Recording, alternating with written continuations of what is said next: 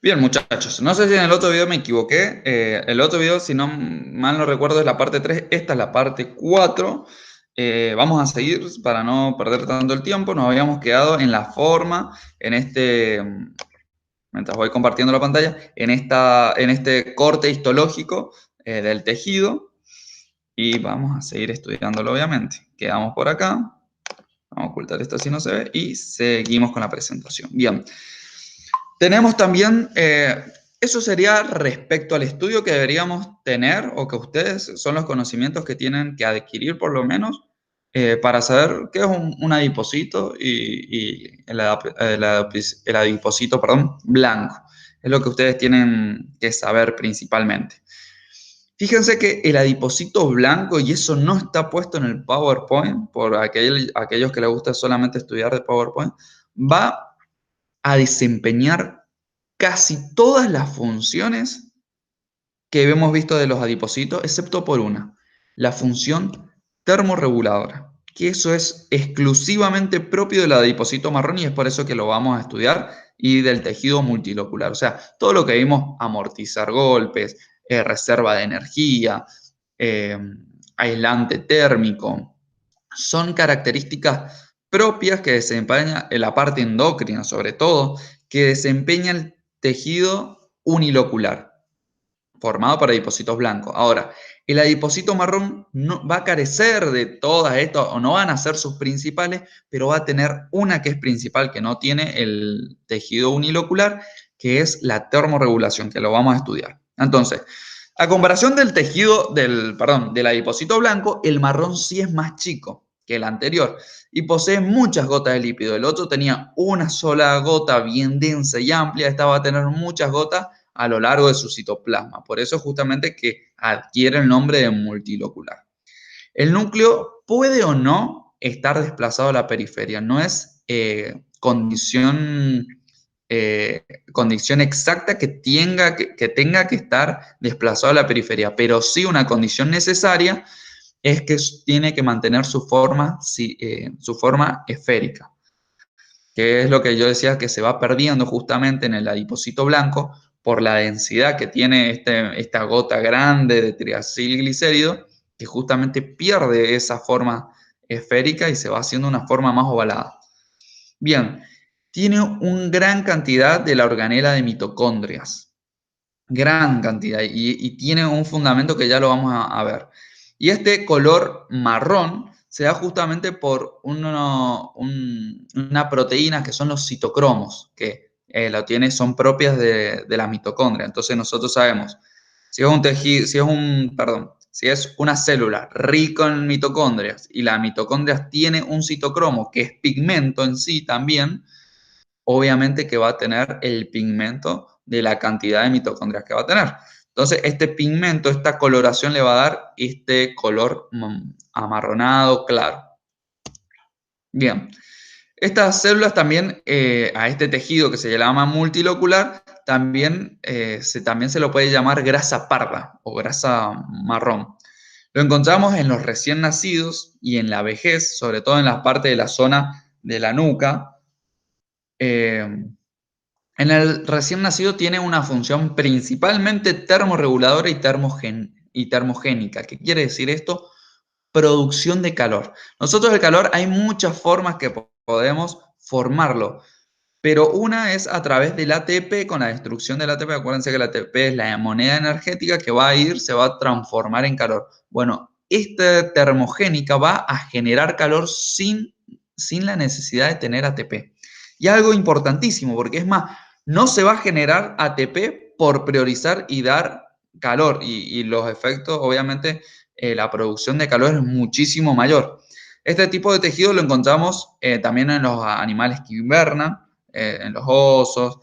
eh, Obviamente, como tienen que pasar un largo tiempo sin aportes calóricos, sin aportes también de nutrientes, necesitan este tipo de grasa, este tipo de tejido para poder conservar por lo menos la temperatura mínima e indispensable para poder sobrevivir una temporada más. Y fíjense que no es no es en vano, no es que se haya pasado así por la naturaleza, que también lo tengan los recién nacidos. Fíjense que los recién nacidos tienen una fragilidad, por así decirlo, si bien tienen todo un organismo excelente, tienen una fragilidad que es muy fácil que puedan desestabilizarse, su salud, estamos hablando, ¿no?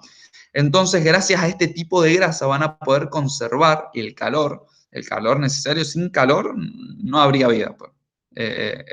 Exactamente. Y esto se puede llevar a muchísimos tipos de seres vivos y de diferentes estructuras moleculares, y siempre un factor necesario para que haya vida es que haya calor. Unos más, unos menos, pero necesitan de la temperatura, de ese movimiento celular, de ese movimiento hasta atómico, que con esas vibraciones dan ese calor.